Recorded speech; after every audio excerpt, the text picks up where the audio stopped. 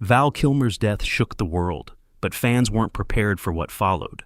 Unsettling documents emerged as Hollywood mourned a popular celebrity. Autopsy of Val Kilmer. Hidden therein were distressing, surprising information that left everyone wondering what transpired in his final days. Not what the headlines said. It was hidden under tributes and movie montages. An unexpected twist on Val Kilmer's final chapter. Keep an eye out for the report's shocking details. Hollywood mourns Val Kilmer's abrupt death on April 1st, 2025. At 65, the actor famed for Top Gun, Batman Forever, and The Doors died. The cause? The official statement suggests pneumonia problems. Despite social media headlines and fan tributes, the story felt incomplete. Tributes poured in immediately. Kilmer was a bright, unpredictable force who left a lasting impression on every scene he touched, according to Heat director Michael Mann. Josh Brolin said, "You were a daring, imaginative firebrand." The official Top Gun account lamented Iceman, writing, "A legend on and off screen. We'll miss Val Kilmer." Actors, filmmakers, and musicians mourned. Francis Ford Coppola praised Kilmer as a natural genius who grew with age, while Slash tweeted a black-and-white shot of him as Doc Holliday in Tombstone. Long or short, all communications had the same tone: shock, sadness, and a sense that this loss was premature. Despite the flowers, speeches, and media retrospectives, whispers persisted. The public knew Val Kilmer was sick for years. After years of conjecture and denial, he revealed his throat cancer struggle in 2017. Fans saw him lose his voice, struggle to breathe, and fade from the spotlight until his final, powerful Top Gun Maverick performance.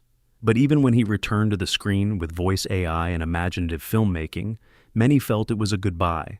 Most people thought his death was due to long-term cancer therapy. A feeble body getting pneumonia wasn't shocking. What followed was surprising. As accolades and media highlight reels of Kilmer's best performances continued in the days after his passing, a different discourse began quietly behind closed doors. His close friends, previous colleagues, and even family members admitted they didn't know how awful things were. Numerous sources suggested that Val Kilmer had been increasingly evading calls, visits, and help in the months leading up to his death. Fans soon began asking inquiries. His absence from public view for months? Why? Why were there reports that he had been hospitalized multiple times in the last year, but never reported? Why was his entire autopsy report delayed, despite pneumonia being the official cause? The tribute avalanche obscured these questions at first. Some reporters dug deeper. Unsettling autopsy results were rumored, details that exceeded expectations. Kilmer's final chapter may have been darker than previously thought. For now, the world mourned. Val Kilmer fans rewatched their favorites.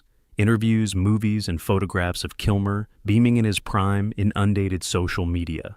Hidden in the common mourning was a sense of disquiet. Although the headlines reported how he died, the real narrative, buried in his final medical report, was still to be revealed. It shocked everyone when it surfaced. Val Kilmer was a Hollywood force before the tributes, headlines, and autopsy inquiries. He could light up the screen and hide behind a character like few others, but also a man surrounded by hearsay, strife, and mystery before his death. Val Kilmer's climb was rapid and memorable. He pursued the arts early as a California kid from 1959 in Los Angeles.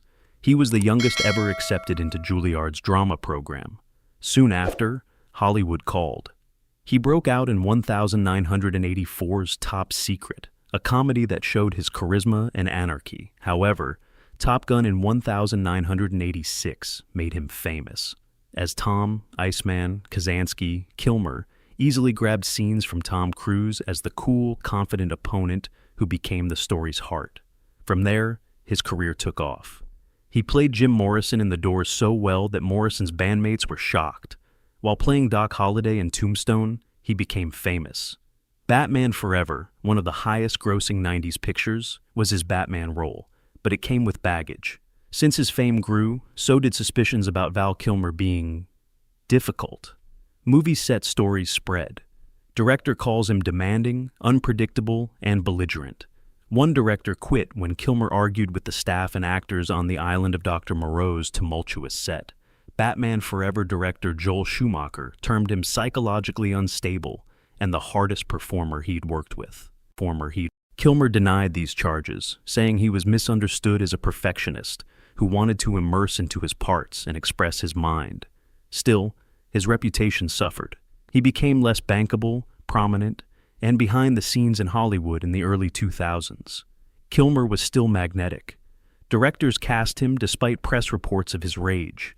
Viewers persisted. We always sensed that underlying the public demeanor was a man struggling with something deeper than his job. The disease followed.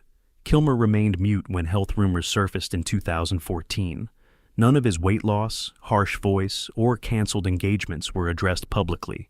Even though friends and fans recognized something was awry, he rejected cancer for years. Kilmer confessed in 2017. He secretly battled throat cancer while receiving chemotherapy, radiotherapy, and a tracheotomy that took his voice. His honesty when he finally spoke about it impressed fans.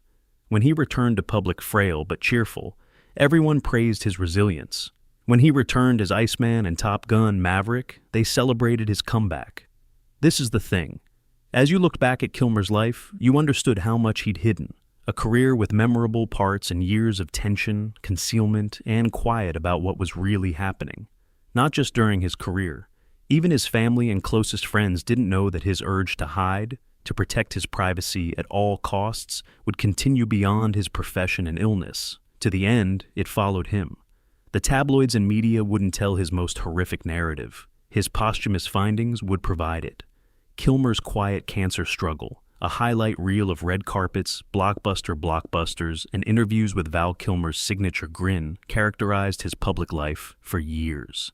Behind the headlines and camera flashes, Kilmer fought a secret battle, a war that cost him practically everything by the time the world found out. It began gently. Fans saw something different about him in 2014. He was slimmer and weaker. He had a gruff, raspy voice in public. There were canceled events, illness reports, and fuzzy images of him appearing frail. Kilmer denied being critically unwell whenever the press questioned. He pretended to be all right while he wasn't. Only in 2017 did the truth emerge. Kilmer announced his throat cancer diagnosis in an interview with The Hollywood Reporter. He had spent 3 years with radiation, chemotherapy, and a tracheotomy that irreversibly damaged his speech. Kilmer, as usual, joked about his hoarse voice and said he was okay. But the truth was more complicated. Although they saved his life, the therapies took practically everything else. His powerful voice, heard in the doors and Tombstone, was now a whisper. His health was weak. His breathing struggled. Eating was difficult. Couldn't work like before. This was awful for a man who had worked in film for decades. Kilmer refused pity. Instead, he reshaped the story. Val, his 2021 documentary, was very personal.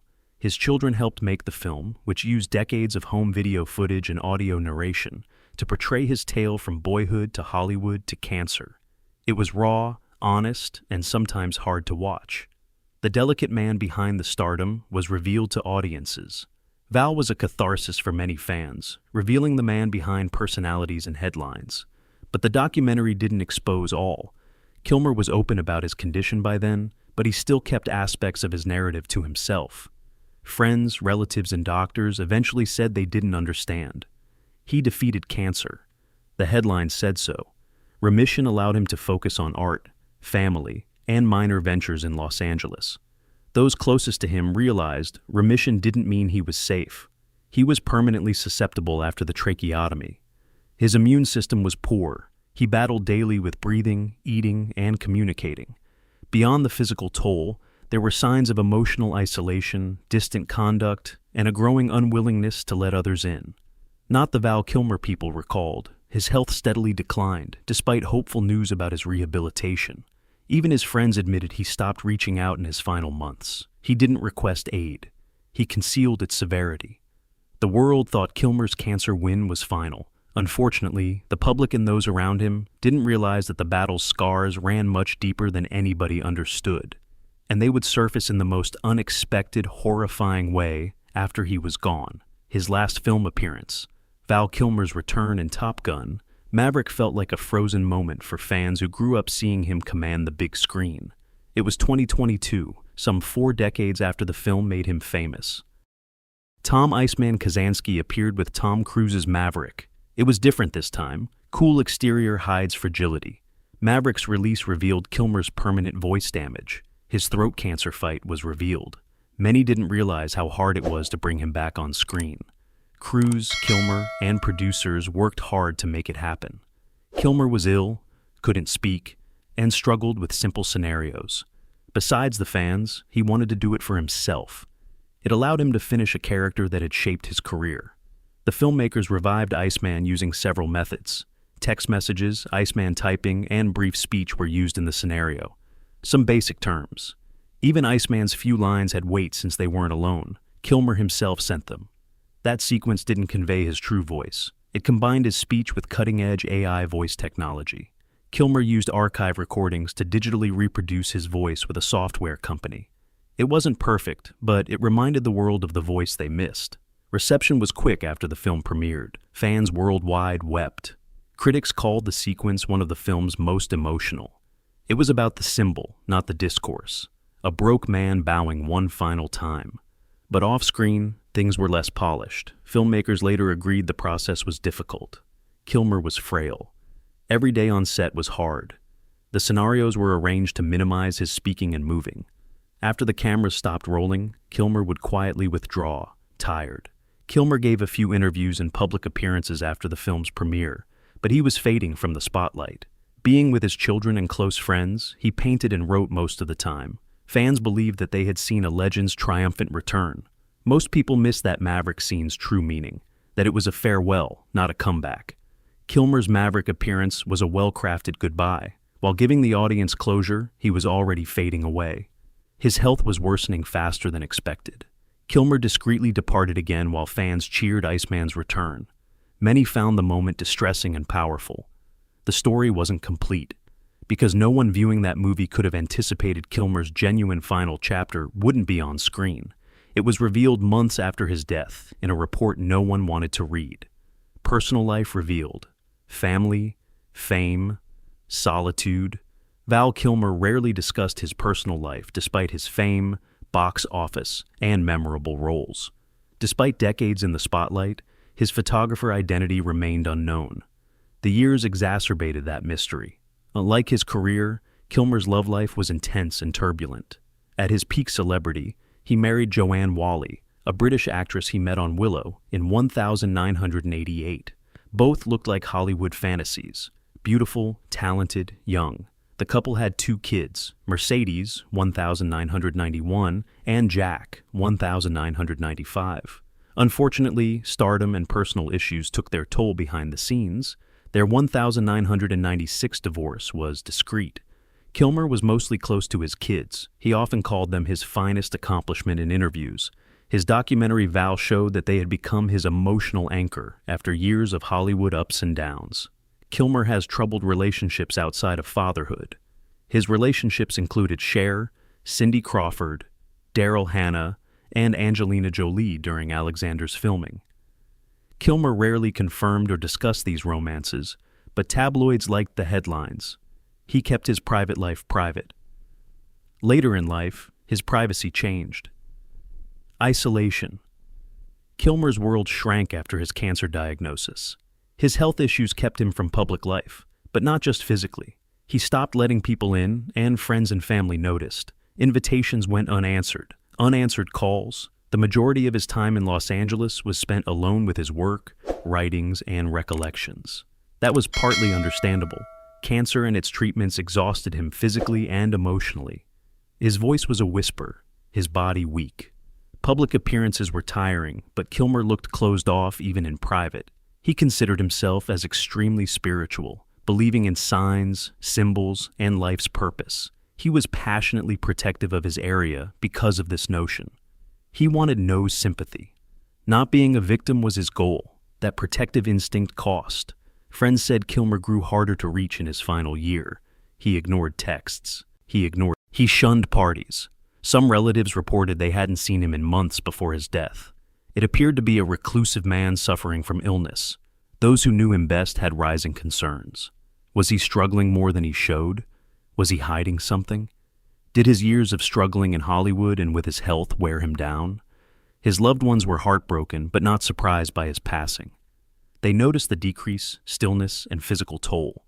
The final official report on his death was something they didn't anticipate or expect, because underlying the headlines and accolades came an unexpected truth.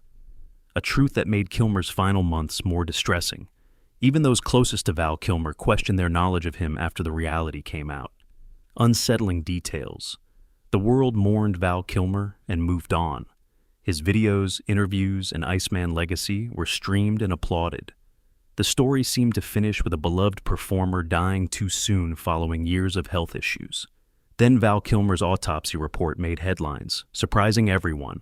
It initially validated what everyone knew: already weak body pneumonia problems. Hidden in the report were more frightening data. Not death's cause astonished everyone, but everything else. The coroner's report found acute starvation in Kilmer's final months. His weight decreased below what was healthy for his height and age. Muscle atrophy was evident, something doctors said was common in terminal illnesses but unusually advanced. An unsettling question arose. Had he stopped eating? Had he quit? There was more. Multiple mild infections left untreated for too long strained his frail immune system. According to the analysis, many diseases may have been treated easily if identified sooner. It appeared Kilmer hadn't noticed or told anyone. More worrisome were the notes of unhealed chronic surgical wounds, possibly from his past cancer surgeries. Physical tension and neglect were evident. In the months preceding his death, he refused medical care and stayed home despite evident indicators of illness, according to the study. The toxicological results followed. The analysis showed high quantities of prescribed pain medicines in his system, but no illegal drugs or overdose. Though not fatal, it suggested he was in severe, unmanageable agony. The official report wording was clinical and impersonal, but the message was plain. Val Kilmer wasn't dead from pneumonia. He had been slowly failing physically and psychologically for longer than anyone recognized. Headlines everywhere repeated the same sentence as the details broke. Val Kilmer's autopsy report is disturbing. They weren't exaggerating, because his death wasn't the shock. It was how much he suffered in quiet, hiding from fans, friends, and family.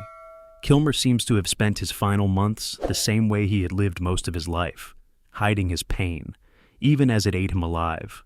A cause of death was not the only finding of the autopsy. It showed his burden, the silent struggles, unaddressed wounds, and unexpected decline. Everyone will remember Val Kilmer's story there. What drives someone to disguise their sorrow so successfully that even their loved ones don't notice? Privacy, pride, or something deeper?